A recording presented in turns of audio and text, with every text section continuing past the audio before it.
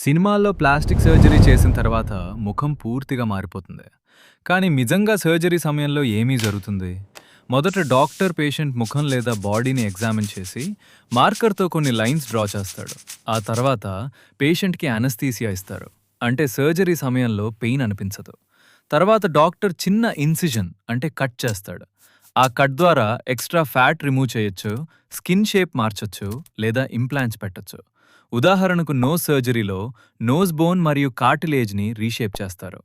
Surgery పూర్తయ్యాక doctor stitches వేస్తాడు మరియు స్కిన్ మళ్ళీ క్లోజ్ అవుతుంది.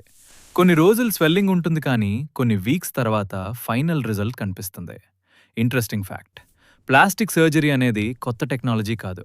2500 సంవత్సరాల క్రితం ఏన్షియంట్ ఇండియాలోనే నోస్ రీకన్స్ట్రక్షన్ సర్జరీస్ చేసినట్లు రికార్డ్స్ ఉన్నాయి.